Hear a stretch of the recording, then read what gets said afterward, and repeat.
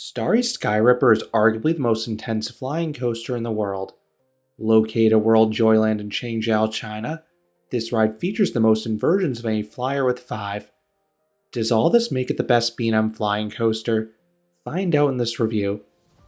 The latest 4 Bolliger Mabillard flying coasters have all gone to Asia. These layouts have been markedly wilder than their earlier flyers, featuring faster pacing and epic inversions.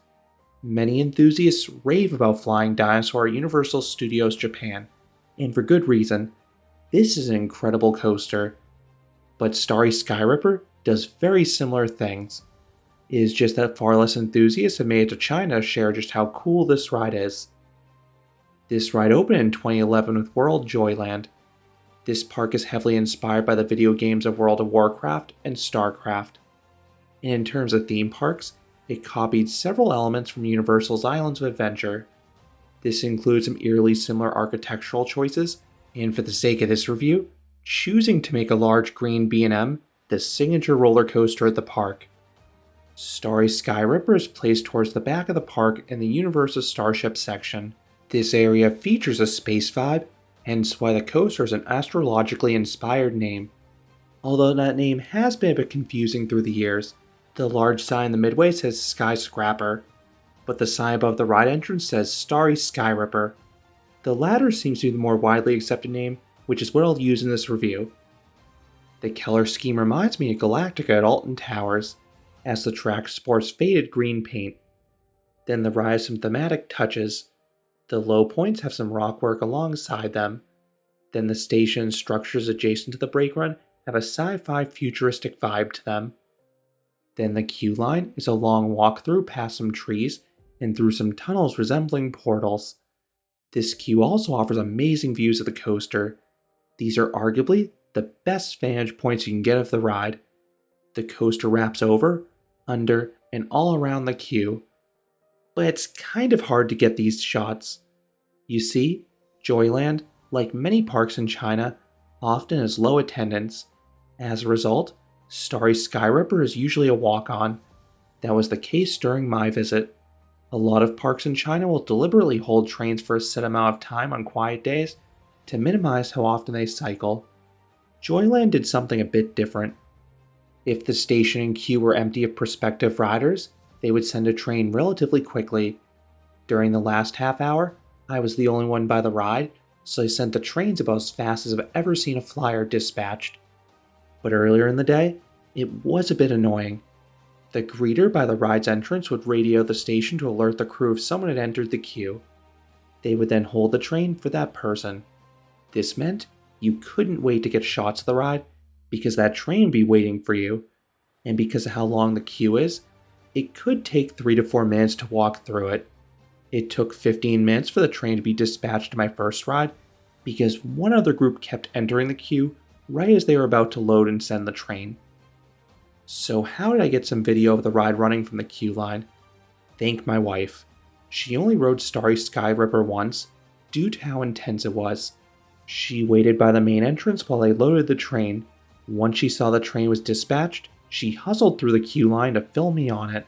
I think I was on every train that was sent during the last 2 hours of the day.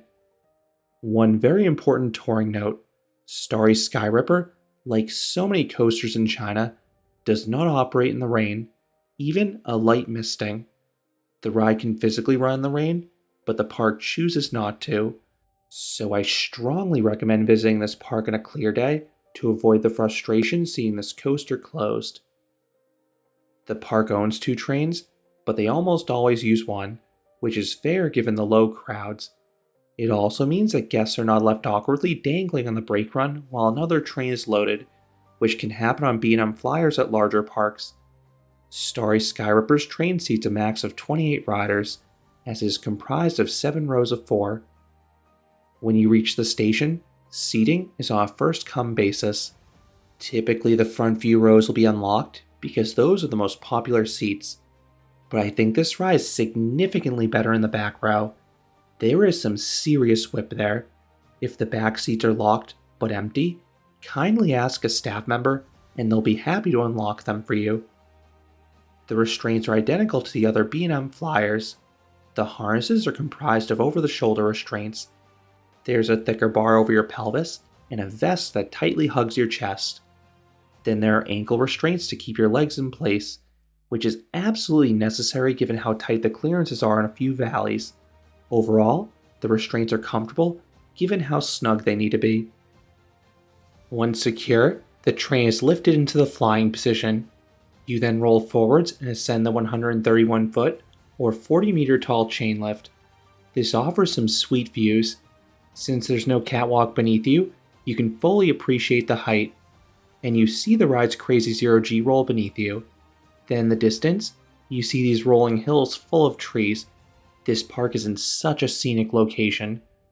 Once at the top, you navigate a 104-foot or 32-meter tall drop. This feels similar to the drop in Flying Dinosaur, which is a good thing.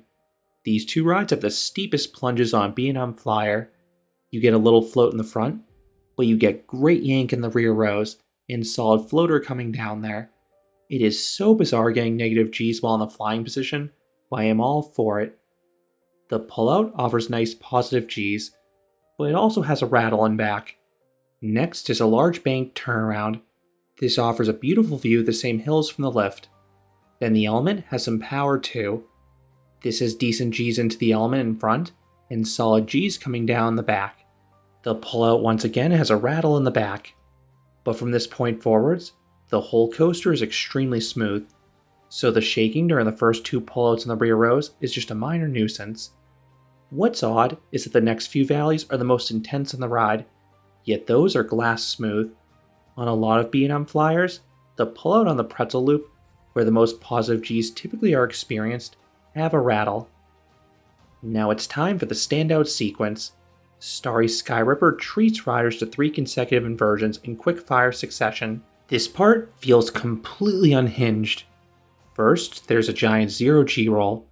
This offers decent laterals, but after the first 360 degrees of rotation, you complete another 180-degree rotation as you descend downwards. This is super disorienting in all rows, but if you're in the back, this part is downright insane. It has ridiculous whip, and the rapid rotation feels similar to the death roll in Iron Gwazi. Having an element like this in the flying position is exceptional. It is one of the best inversions anywhere, and this is why I love the back row.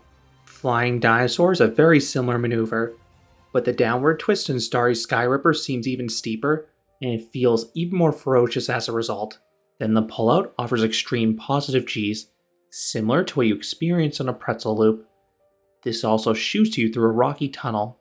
In the ride's early years, this used to be filled with mist.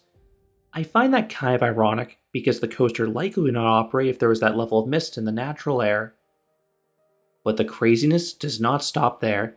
You then navigate the only vertical loop on a B&M Flyer. If you've ever experienced one of the Vekoma Flying Dutchmen, this will feel sort of similar. It is disorienting going from a positive G heavy pullout on your back to being in the flying position at the top. Then you dive downwards, ending up on your back once again being pummeled by extreme positive Gs, and the low point is engulfed by nice rock work. At first, I was worried Starry Sky Ripper would feel incomplete without a pretzel loop, but this is more than compensated in my opinion by this inversion sequence.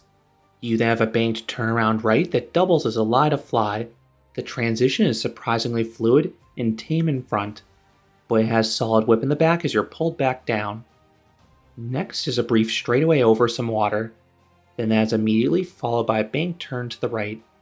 This too does not do much in the front, but it has a little power in the back. Now it is time for the finale, a double barrel roll.